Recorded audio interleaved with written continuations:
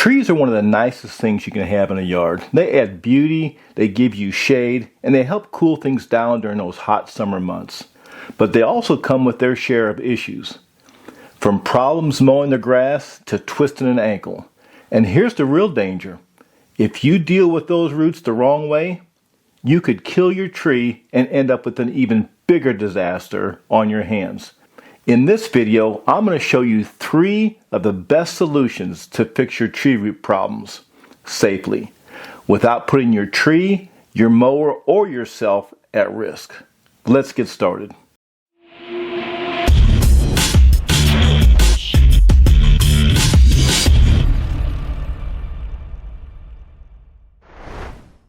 Now, not all tree roots are safe to remove.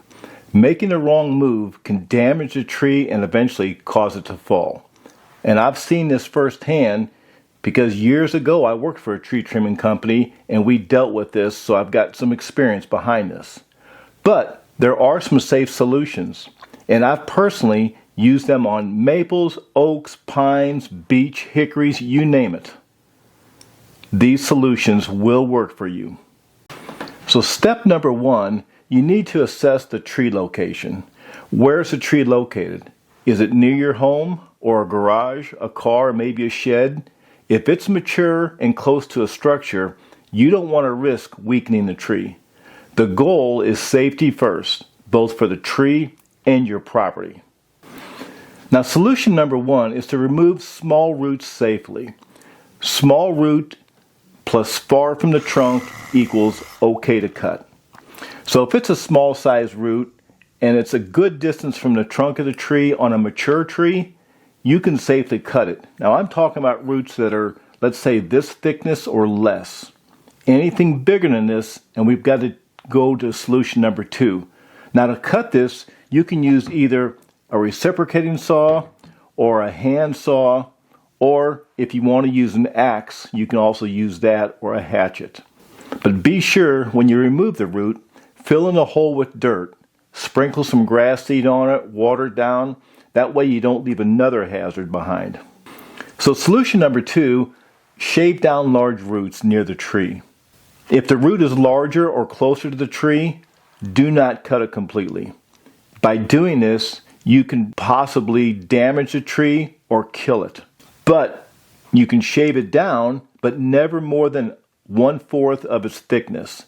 So if the root is something like the size of my forearm, just think you can go down a little bit, but never go more than that without damaging the tree. Now I've done this for years and have never had a tree die from it or become damaged. Now let's look at the best tools for shaving down the roots. I've seen people use everything from hatchets to drills to grinders, you name it. And people love grinders.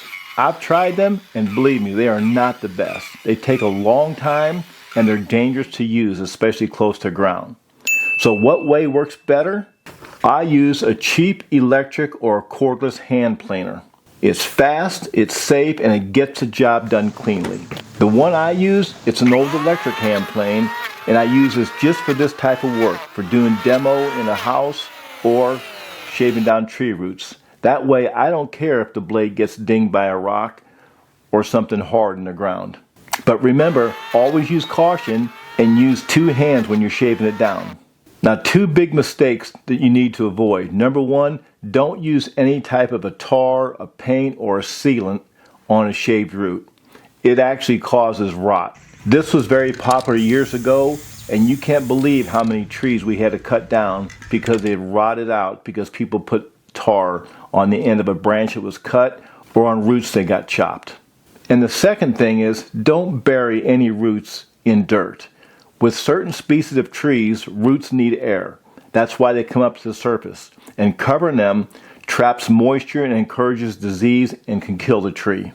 Now you might be thinking, well, if I shave it down only 1/4 of the way, it's still too high and I can't get over the top of it with my lawnmower and I still trip on it. Well, here's a little bonus tip. Instead of cutting down any further and damaging the tree, build up dirt on either side of it like a little ramp, like a gentle slope. Just don't cover the top of the root. Leave that open, put the dirt on either side of it, then sprinkle with grass seed and water it. Now, solution number 3, roots that are too big or too close to the tree, landscape around them.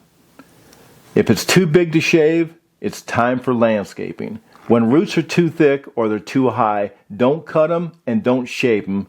Decorate them. Build a simple raised bed with either landscaping bricks or large rocks. You can use parts of wood around there, like little logs, pressure treated wood. And then after you put the border around the tree, remember this, don't fill it up with dirt and bury the roots in the dirt. What you can do is put plants around it, but keep them in the pot. And that way they'll grow up, and then even come wintertime, if you have a harsh winter, you can always take the pot and bring it inside the house. If the pot you buy from the store is not big enough, transplant it into a bigger pot and just set it there, and it'll not only look nice, it'll protect it, but it'll make it nicely decorated also. Now, shade-loving plants like hostas or ferns look great and thrive the best in the shade of a large tree. So that's what we like to put there. In fact, most of our ferns that we get are local, that we pick up out of the woods. So they do great. And here's a bonus tip for you. Voles love to chew the roots of plants, especially in shade tree beds. But when you put the plants in the pots and you keep them inside there, it stops the voles from getting to the bottom of your plants. So by planting in the ground with the pot, it'll keep the roots protected and your plants will thrive. We've done this for over 5 years, and we used to have a terrible problem with voles eating the roots of all of our hostas, and now we've had 0 problems from it. And always remember to wear eye protection when using power tools, especially the hand planer. And don't forget gloves, hearing protection, and good boots too. Save the flip-flops for the beach. Don't use them to do your yard work. Well, I hope this helps you or someone you know who's tired of tripping over roots or wrecking their lawnmower blades.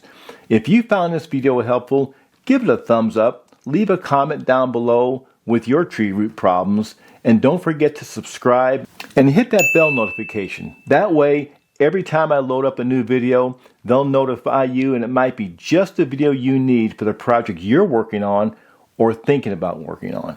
I always recommend supporting your local family-run business close by your house to purchase your tools and accessories, but if you don't have that option, then I'll put links to the tools that I've used inside here in the description down below, in case you want to check them out and have them delivered right to your house. And don't forget my other videos. I'll put a link right up here. You can click on it and it'll take you directly to all the other videos I have. There might be something that you need for your project, or maybe somebody you know. So thanks for watching. You take care and God bless.